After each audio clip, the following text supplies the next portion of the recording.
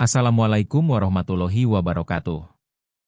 Mahasiswa sekalian, pada pertemuan kali ini kita memasuki tahap yang sangat penting dalam perkembangan Internet of Things, yaitu bagaimana data yang berasal dari sensor tidak hanya dikirim, tetapi juga disimpan, diolah, divisualisasikan, dan dipantau secara real-time menggunakan teknologi cloud. Seperti yang terlihat pada halaman awal, pembelajaran ini merupakan kelanjutan dari komunikasi IoT menggunakan Wi-Fi, HTTP, dan MQTT yang sebelumnya telah kita pelajari. Perlu dipahami bahwa sistem IoT modern tidak berhenti pada sensor berhasil membaca data. Dalam dunia industri, data yang tidak dapat dianalisis dan dipantau secara real-time hampir tidak memiliki nilai praktis. Oleh karena itu, cloud computing menjadi elemen yang sangat penting dalam ekosistem IoT. Transformasi IoT dari lokal menjadi global. Pada halaman awal dijelaskan bahwa cloud memungkinkan data diakses dari mana saja. Makna dari konsep ini sangat besar. Dahulu, data sensor hanya tampil di LCD lokal. Pengguna harus berada dekat alat. Sekarang, data dapat dipantau melalui internet. Dapat diakses melalui smartphone. Dapat dianalisis dari lokasi berbeda. Ini adalah transformasi dari sistem lokal menjadi sistem global. Contoh nyata. Seorang engineer dapat memantau suhu mesin pabrik dari rumah hanya melalui dashboard cloud. Tujuan pembelajaran dan kompetensi mahasiswa. Pada halaman 2 dijelaskan capaian pembelajaran. Mahasiswa diharapkan mampu memahami konsep cloud IoT, mengirim data sensor, menggunakan platform cloud, melakukan monitoring real-time. Jika dilihat secara mendalam, 4 kompetensi ini mencerminkan kebutuhan industri saat ini. Engineer modern tidak hanya dituntut mampu membuat hardware, tetapi juga mengelola data, memahami cloud, membangun dashboard monitoring. Konsep dasar Cloud IoT.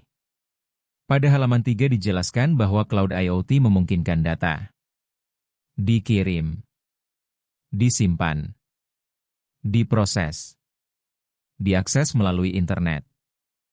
Jika dianalogikan, sensor adalah mata sistem, internet adalah jalan penghubung, dan cloud adalah pusat data cerdas.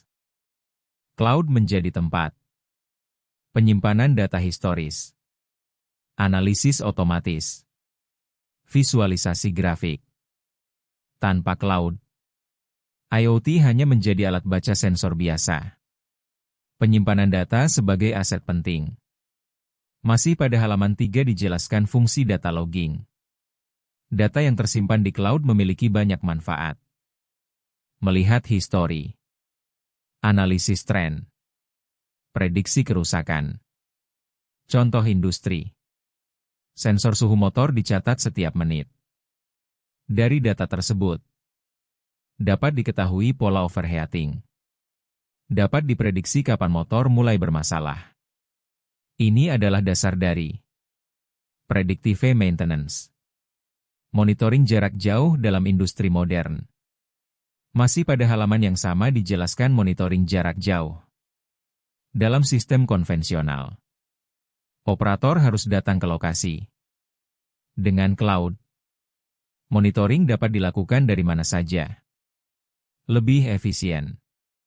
Lebih cepat merespon gangguan. Contoh nyata. PLN dapat memonitor gardu distribusi dari pusat kontrol tanpa harus mengirim teknisi ke setiap lokasi. Analisis data sebagai nilai utama IoT. Data mentah sebenarnya belum terlalu berguna. Nilai utama muncul ketika data divisualisasikan, dibandingkan, dianalisis. Contoh, nilai suhu 35 derajat Celcius mungkin terlihat normal. Tetapi jika grafik menunjukkan suhu terus naik perlahan selama 5 jam, maka sistem dapat mendeteksi potensi kerusakan sebelum benar-benar terjadi. Integrasi cloud dengan aplikasi. Pada halaman 3 dijelaskan bahwa cloud dapat diintegrasikan dengan aplikasi mobile dan web. Ini memungkinkan Notifikasi otomatis. Dashboard online. Kontrol jarak jauh. Dalam smart home, pengguna dapat melihat suhu rumah, mengontrol lampu, menyalakan pompa, langsung dari smartphone.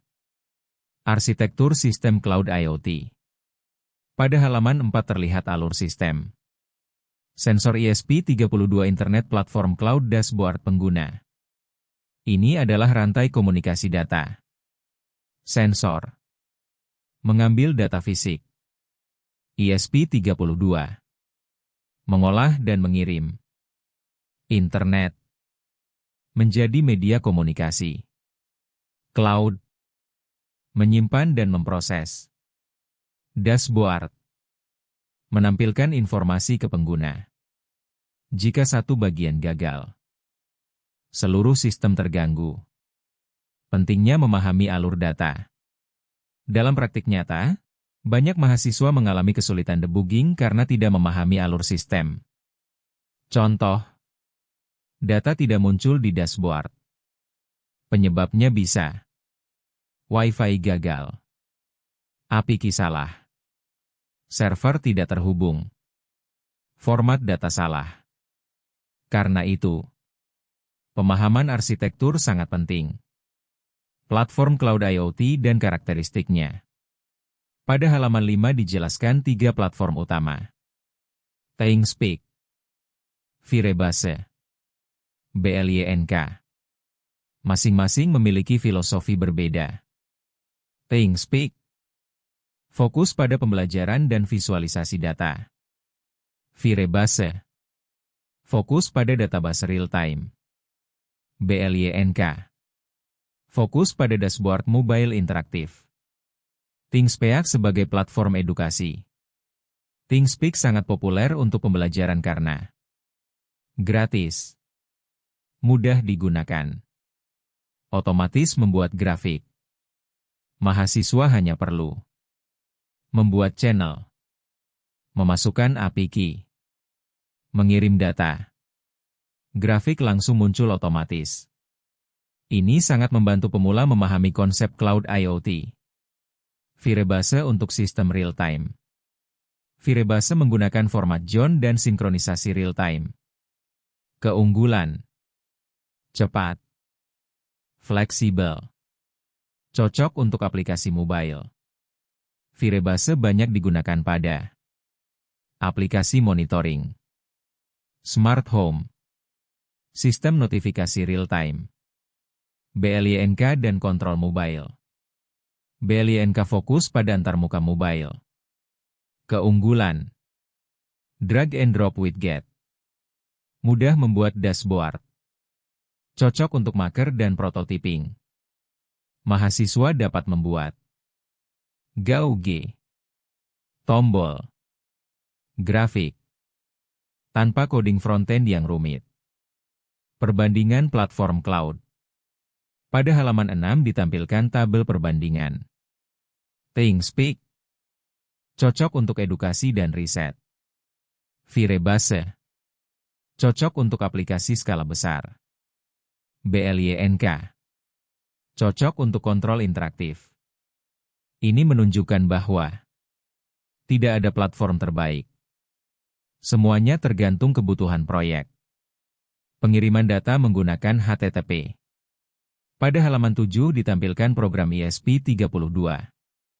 Program melakukan koneksi Wi-Fi, membuka koneksi TCP, mengirim HTTP GET, baris, GET update, berfungsi mengirim data ke channel ThingSpeak. Ini menunjukkan bahwa IoT pada dasarnya adalah komunikasi data berbasis internet. Pentingnya API key dan delay. Masih pada halaman 7 dijelaskan. ThingSpeak membatasi pengiriman minimal 15 detik.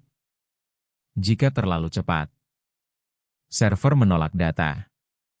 Ini mengajarkan bahwa cloud memiliki aturan komunikasi. API key juga sangat penting karena berfungsi sebagai identitas dan keamanan sistem. Visualisasi data sensor. Pada halaman 8 dijelaskan berbagai bentuk visualisasi. Line chart. Melihat tren waktu. Bar chart. Membandingkan nilai. Dashboard. Menggabungkan semua informasi. Visualisasi sangat penting karena manusia lebih mudah memahami pola melalui grafik dibanding angka mentah. Praktikum sebagai implementasi nyata. Pada halaman 9, 10 mahasiswa diminta menghubungkan sensor, mengirim data, melihat grafik real-time. Ini adalah pengalaman penting karena mahasiswa belajar seluruh alur sistem IoT secara utuh. Alat dan bahan praktikum. ESP32. Pusat kontrol. DHT11. Sensor suhu dan kelembaban. LDR. Sensor cahaya. Wi-Fi. Media komunikasi. Cloud platform. Pusat data. Ini menunjukkan integrasi. Hardware the software the internet the cloud. Troubleshooting sebagai bagian penting. Pada halaman 11 dijelaskan berbagai masalah umum. Data tidak masuk. Cek API key. Grafik kosong. Cek field. Wi-Fi gagal. Cek seed dan password. Ini adalah realita dunia teknik. Troubleshooting adalah bagian utama pekerjaan engineer. Relevansi Cloud IoT dalam industri modern. Dalam dunia nyata, Smart Factory menggunakan cloud monitoring. Smart Agriculture memonitor kelembaban tanah. Smart Grid memonitor konsumsi energi. Semua berbasis sensor cloud visualisasi keputusan. Inti pemahaman yang harus dimiliki. Dari seluruh pembahasan, cloud membuat IoT menjadi global. Visualisasi membuat data mudah dipahami. Monitoring real-time meningkatkan efisiensi. Platform cloud memiliki karakteristik berbeda. Penutup. Mahasiswa sekalian, dari seluruh pembahasan ini dapat dipahami bahwa Cloud IoT bukan hanya teknologi tambahan, tetapi merupakan inti dari sistem IoT modern. Kemampuan untuk mengirim data, menyimpan data, memvisualisasikan data, melakukan monitoring real-time, akan menjadi keterampilan penting dalam dunia industri berbasis digital dan otomasi masa depan. Terima kasih atas perhatian dan partisipasi mahasiswa sekalian. Wassalamualaikum warahmatullahi wabarakatuh.